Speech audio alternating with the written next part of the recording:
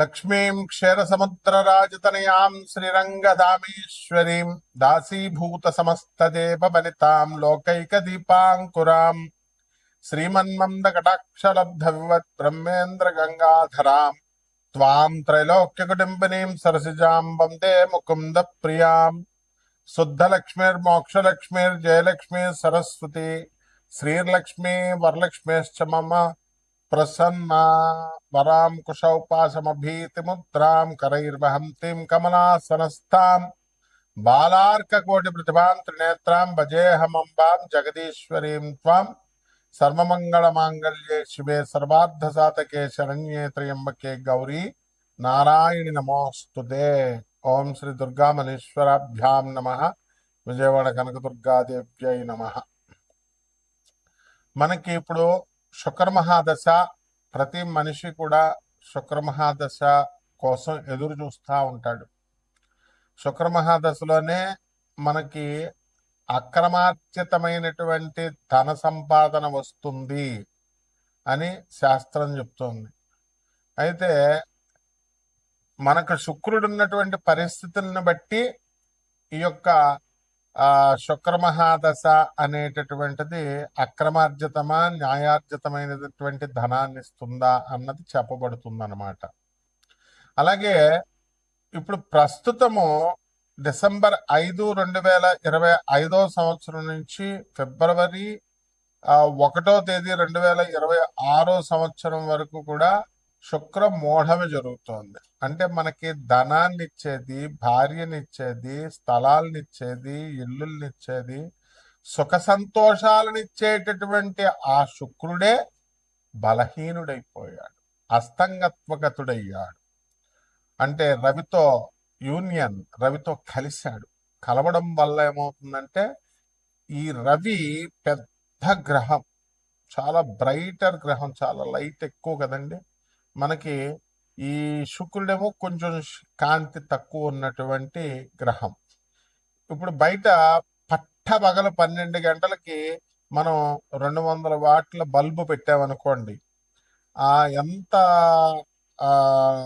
వెలిగిస్తున్న 200 వాట్లు ఆ పగలు అసలు ఏం కనబడదు. మనకు సూర్యుడు కాంతి ముందు అది కళావిహీనం అవుతుంది. అదే విధంగా మనం అదే లైట్ ని చీకటి గదిలో పెడితే 200 వాట్లు అంటే బ్రహ్మాండంగా గది అంతా కనబడుతుంది. అంటే ఏమైందనమాట, సూర్యకాంతి ఆ యొక్క 200 వాట్ల లైట్ ని లాగేసింది. అదే విధంగా మనకి ఈ శుక్రమోఢమిలో ఈ రవి ఏం చేస్తాడంటే మొత్తం శుక్రుడి యొక్క ఎనర్జీని, శుక్రుడి యొక్క శక్తిని, శుక్రుడి యొక్క కాంతిని అంతా లాగేసి శుక్రుడిని బలహీనుని చేసేస్తాడు. దాంతో శుక్రుడు ఏమి చేయలేని నిస్సహాయ పరిస్థితిలోకి వచ్చేస్తాడు. ఆయనే నిస్సహాయ పరిస్థితిలోకి వచ్చినప్పుడు మనకేమిస్తాడండి ఆయన? మన ఫ్రెండ్ అప్పు అడుగుతాం మన ఫ్రెండ్ని, మన ఫ్రెండ్ దగ్గరే డబ్బులు లేవనుకోండి, ఇంక మనకేమిస్తాడు ఆయన? ఆ విధంగా ఆ శుక్రుడు బలహీనమైపోతాడు. కాబట్టే మూఢాల సమయంలో మనము వివాహాలు చేయకూడదు అంటారు. ఎందువల్లంటే ఆ అమ్మాయికి ఆ అబ్బాయికి చూడగానే పరస్పరం ఆకర్షణ కలగాలి, మ్యూచువల్ అట్రాక్షన్ ఉండాలి, ఒకళ్ళ మీద ఒకళ్ళకి పరస్పర గౌరవభావం ఉండాలి. వీడు మొగుడు, నాకు నేను రెస్పెక్ట్ ఇవ్వాలి, గౌరవాన్ని ఇవ్వాలని ఉండాలి. అంతేగాని ఏంట్రా అంటే ఏంటి నువ్వు చెప్పేది నాకు అంటే ఆకర్షణ లేనట్టు అనమాట. అలాగే mutual respect, mutual confidence. Phone ఏదన్నా వచ్చి మాట్లాడుకుంటున్నాడు అనుకోండి, పాపం ఎవరు దేంతో మాట్లాడుతున్నావు అని ఆ అమ్మాయి రోజు అడుగుతుంటే, ఎక్కడికన్నా ఆఫీస్ నుంచి లేటుగా వచ్చినా, బయటికి వెళ్ళినా ఇవన్నీ కూడా ఎక్కడికి వచ్చావు, దేంతో ఉన్నావు, నువ్వు దేంతో కులుకుతున్నావు, ఇలాంటి ప్రశ్నలు వేస్తే వాడికి జీవితాంతము కూడా నరకమే. కాబట్టి ఇవన్నీ కూడా ఎప్పుడు జరుగుతాయంటే శుక్ర బలం లేనప్పుడు భార్యే ఇలా అడుగుతా ఉంటది. ఇంకా వాడికి ఎలా కనబడుతుందంటే భార్యే శత్రువు కింద కనబడుతుంది. పోనీ ఏదో కొన్ని రోజులు అడిగితే ఏదో పోన్లే, బయట వాళ్ళు అయితే కొన్ని రోజులు అడుగుతారు ఏదో అనుకోవచ్చు. ప్రతిరోజు, ప్రతి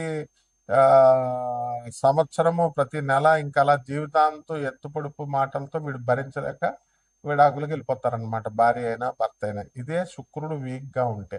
కాబట్టే మనం ఏం చేయాలంటే కక్కుర్తి పడకుండా మనము ఈ యొక్క పెళ్లిళ్ళు చేసేటప్పుడు ఈ శుక్రమూఢంలో మనం పెళ్ళిళ్ళు చేయొచ్చా చేయకూడదా, పెళ్లి చూపులకు వెళ్ళొచ్చా వెళ్ళకూడదా, అసలు జాతకం ఎలా ఉంది, అసలు ఆ పెళ్లి కొడుకు శుక్రగ్రహం ఎలా ఉంది, ఆ యొక్క పెళ్లి కూతురు శుక్రగ్రహం ఎలా ఉంది, ఇవన్నీ కూడా మనం చూసుకోవాలి.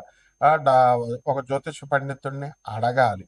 అది కూడా జ్యోతిష పండితులు మంచి విద్యావంతులై ఉండాలి. గురు పరంపరలో రావాలి. అప్పుడే మనకి కరెక్ట్గా మనకు చెప్పగలుగుతారు. ఇప్పుడు అందువలన ఇప్పుడు యూట్యూబ్ లో వచ్చే వాళ్ళంతా కూడా ఎవ్వరు కూడా అంత శాస్త్ర పండితులు లేరు. కాబట్టి ఎట్టి పరిస్థితుల్లో కూడా కమర్షియల్ ప్రతి ఒక్కళ్ళకి తెలిసిందే, మీ అందరికీ కూడా.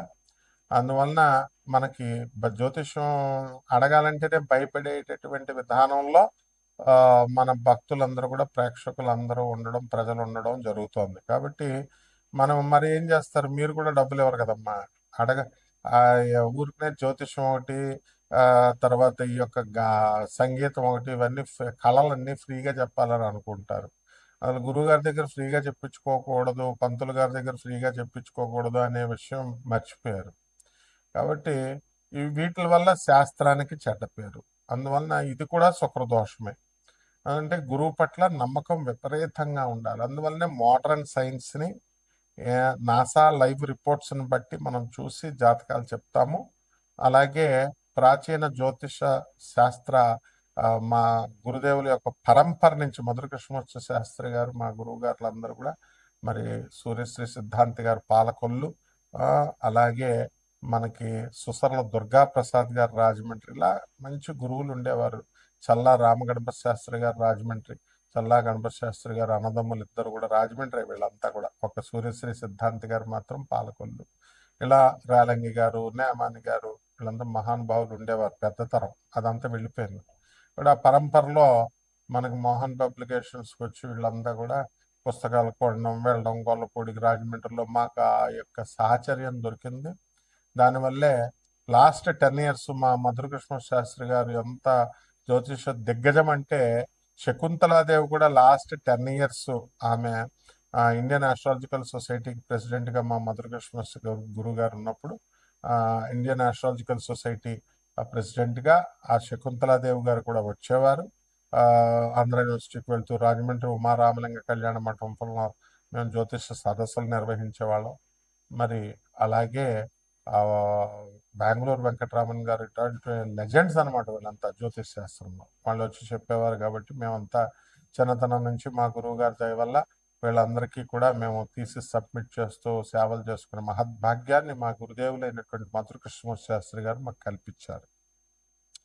కాబట్టి వారి యొక్క మా మధుర కృష్ణమూర్తి శాస్త్రి గారు ఎవరండి, ఆ తరం వాళ్ళు ఎవరు కూడా కమర్షియల్గా ఉండేవారు కాదు. కాబట్టి మనం అదే పరంపరను కొనసాగించాలి. కాబట్టి నాన్ కమర్షియల్ ఆస్పెక్ట్తో మనం జ్యోతిష్యంలో ఎవరికైతే కావాలనుకుంటున్నారో సందేహాలు, అటువంటి వాళ్ళందరూ కూడా వాళ్ళ యొక్క పూర్తి జాతకాన్ని మన ద్వారా తెలుసుకోవచ్చు. అంటే కంప్లీట్గా వాళ్ళ డేట్ ఆఫ్ బర్త్ అవి ఇవ్వాలి, ఇచ్చి వాట్సాప్ చేయండి. నాకు ఫోన్ చేస్తే మేము బయట ఉంటాము, ఎత్తలేము.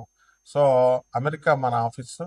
డబ్బుల కోసం ఏం భయపడద్దు, డబ్బులు కాదు. మనకు కావాల్సింది ఏంటంటే జగద్గురువులైనటువంటి స్వామి వివేకానంద, రామకృష్ణ పరమహంస, ప్రభాత్ రంజన్ సర్కార్, ఆనందమూర్తి గారు, రమణ మహర్షి, ఇటువంటి మహర్షుల దగ్గరికి మిమ్మల్ని నేను ఒక పోస్ట్ మ్యాన్ లాగా మిమ్మల్ని డ్రైవ్ చేస్తూ తీసుకెళ్లడమే మేము జ్యోతిష్యం చెప్పడంలో ఉద్దేశం. కాబట్టి నేను ఒక ప్రొఫెసర్గా మరి ఈ యొక్క ఆనంద మార్గాకి ఆశ్రమానికి 200 దేశాల్లో మా యొక్క బ్రాంచీలు ఉన్నాయి. 300 బ్రాంచీలు ఇండియాలో ఉన్నాయి. అనాథ పిల్లల్ని మేము పోషిస్తాము. అలాగే స్కూల్లో చాలా తక్కువ ఖర్చుతో మేము మా స్వామీజీలందరూ కూడా 10,000 మంది స్వామీజీలు అందరూ కూడా చూసుకోండి. ఆనంద మార్గ ఆశ్రమం అని గూగుల్ చేయండి, యూట్యూబ్లో చూడండి, అన్నీ ఉంటాయి. అంత ఇంటర్నేషనల్ సొసైటీ అది. కాబట్టి మీరంతా కూడా కక్కుర్తి పడద్దు ఈ శుక్రగ్రహం గురించి తెలుసుకోవడానికి. ఆ శుక్రగ్రహం యొక్క ఫలితాల గురించి, మీకు ఇచ్చేటటువంటి ప్రతికూల ఫలితాల, ఇవన్నీ కూడా మనం తెలుసుకుందాం. కాబట్టి మన ఛానల్కి చక్కగా సబ్స్క్రైబ్ చేయండి, లైక్ చేసుకోండి. మరి మా చక్కగా మీరందరూ కూడా మరి మౌర్య, మరి దత్తు, ఇలాగా మా వేణు, వీళ్ళంతా కూడా ఏదో వాళ్ళ తోచిన రీతిలో మీకు సేవలు చేస్తున్నారు. కాబట్టి ఉపయోగించుకోండి. మిగతా జ్యోతిష్కుల సంగతి నాకు తెలియదు, కానీ మనమైతే నాన్ కమర్షియల్ కాబట్టి జాగ్రత్తగా చూసుకోండి. ఇక శుక్రగ్రహం ఏ విధంగా 12 రాశుల వారికి, ఈ ద్వాదశ రాశుల వారికి అందరికీ కూడా ఏ ఏ రాశుల వారికి ఎలా చేస్తుంది అన్నది విడివిడిగా మనం ఒక్కొక్క రాశిని మనం చూసి తెలుసుకుందాం. ధనుస్సు రాశి. ఈ ధనుస్సు రాశి వారికి అందరికీ కూడా ఈ శుక్ర మహాదశలో బ్రహ్మాండంగా సంపాదిస్తారు. కాబట్టి ఈ ధనుస్సు రాశి వారికి ప్రస్తుతము శుక్రుడు జన్మరాశిలో ఉండడం కారణంగా మీకు బ్రహ్మాండంగా లావు అవ్వడము, పుష్టికరమైనటువంటి ఆహారం లభించడము, తర్వాత విలాసాలు, విందు పొందు, ఇవన్నీ కూడా శుక్ర మహాదశలో తటస్థించడం జరుగుతుంది. అలాగే అర్ధాష్టమ శని అందులోనూ వక్రించి ఉండడం ద్వారా అనేకమైనటువంటి కష్టాలు ఇవన్నీ కూడా రావడానికి అవకాశాలు ఉంటాయి. అయితే వీటి కోసం వీళ్ళు కంగారు పడకుండా వీళ్ళ పని వీళ్ళు సాఫీగా చేసుకోవడం అనేటటువంటివి జరుగుతాయి. ధనుసు రాశి వారికి మనకి జూన్ 2, 2026 సంవత్సరం వరకు కూడా సప్తమ స్థితిగతుడైనటువంటి గురుగ్రహ ప్రభావం వలన అనేకమైనటువంటి టెన్షన్స్ అన్ని కూడా పోవడానికి అవకాశాలు ఉన్నాయి. ధనుసు రాశి వారు చాలా ధనాన్ని నష్టపోయారు. మరి అయితే ఈ నష్టద్రవ్య ప్రాప్తి అనేటటువంటిది 2026 సంవత్సరంలో జరగడం జరుగుతుంది. గురువు జూన్ 2 దాటిన తర్వాత చక్కగా మంచి స్థితికి వచ్చిన తర్వాత ఆదాయాలు బ్రహ్మాండంగా మీకు పెరగడం అనేటటువంటివి జరుగుతాయి. కాబట్టి ఈ రాశి వారికి అందరికీ కూడా పెళ్లిళ్ళు కానటువంటి వాళ్ళకి ఫిబ్రవరి 1, 2026 సంవత్సరం వరకు ఎట్టి పరిస్థితుల్లో కూడా వివాహాలు కావు, పెళ్లి చూపులు కూడా వెళ్ళకూడదు. ఆ తర్వాత వీళ్ళంతా కూడా వివాహాలకి చేసుకోవడము ఇవన్నీ కూడా బ్రహ్మాండంగా జరుగుతాయి. అయితే సంతానము లేనటువంటి వారికి అందరికీ కూడా మనకి ఆగస్టు తర్వాత వీళ్ళకి సంతానం అనేటటువంటిది కలగడానికి అవకాశాలు ఉన్నాయి. కొంతమందికి ఈ శుక్ర గ్రహం ఈ యొక్క శుక్ర మహాదశలో కవల పిల్లలు పుట్టడానికి కూడా అవకాశాలు ఉన్నాయి. ముఖ్యంగా ఆడపిల్లలు ఎవరైతే చిన్న స్థాయిలో ఉన్నారో, మరి ఇంత ఉద్యోగాలలో అటువంటి వాళ్ళంతా కూడా శుక్ర మహాదశలో ఉద్యోగాలు, ప్రమోషన్స్ ఇవన్నీ కూడా ఎదగడానికి, పెరగడానికి అవకాశాలు అధికంగా కనబడుతుంది. అలాగే ఈ రాశి వారు సినిమా వారు ఉన్నారు. సినిమా వారంతా కూడా వివాదాలకి గురవుతారు స్త్రీల వలన. ఇది కేవలం శివాజీ ఇప్పుడున్నాడు, శివాజీ హీరో.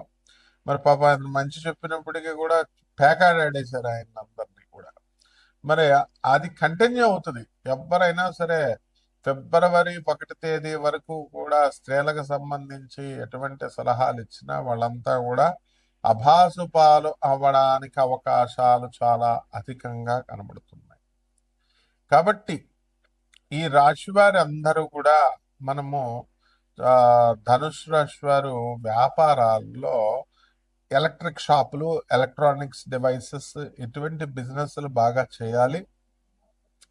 అండ్ ఈ యొక్క బట్టల వ్యాపారము, హోటళ్ళ వ్యాపారాలకి ఏమంటే మాకు కస్టమర్లు రావట్లేదండి అని అనుకునేటటువంటి వాళ్ళకి వీళ్ళకి కస్టమర్లు రావడము ఇవన్నీ పెరగడం జరుగుతాయి. వ్యవసాయం రంగంలో, ఫెర్టిలైజర్స్ రంగంలో ఉన్నటువంటి వాళ్ళకు కూడా అధికమైనటువంటి లాభాలు వీరికి కలగడానికి అవకాశాలు అధికంగా కనబడుతున్నాయి. ఈము, బర్డ్స్, పౌల్ట్రీను, ఈ యొక్క కోళ్ల ఫారాలు ఇవన్నీ కూడా బాగుంటాయి. ఆవులు, గేదెలు, డైరీ ఫారాలు పెట్టుకోవడం చాలా మంచిది. అదేవిధంగా ఇల్లు నిర్మాణం చేసేటటువంటి నిర్మాణ రంగంలో ఉన్నటువంటి వారు, కన్స్ట్రక్షన్లో ఉన్నటువంటి వాళ్ళు, అలాగే రియల్ ఎస్టేట్ రంగంలో ఉన్నటువంటి వాళ్ళు ఉన్నారు కదా, రియల్ ఎస్టేట్ రంగంలో వీళ్ళు కాస్త నోటి వరకు వచ్చి మేము ఆగిపోతుందండి అని అనుకునేటటువంటి వాళ్ళకి వ్యాపారాలు అనేటటువంటి పుంజుకోవడానికి అవకాశాలు అధికంగా ఉన్నాయి. బంధువులందరితో కూడా కలిసి చక్కగా మీరు ఉండడము ఇవన్నీ కూడా జరుగుతాయి. అయితే ఈ రాశి వారికి అందరికీ కూడా ఆదాయాలు బ్రహ్మాండంగా పెరుగుతాయి, ఖర్చులు అధికంగా మనకి ఉండడం అనేటటువంటివి జరుగుతాయి. బంధువులందరితో కూడా హ్యాపీగా తీర్థయాత్రలు ఇవన్నీ కూడా చేయడం జరుగుతాయి అన్నమాట.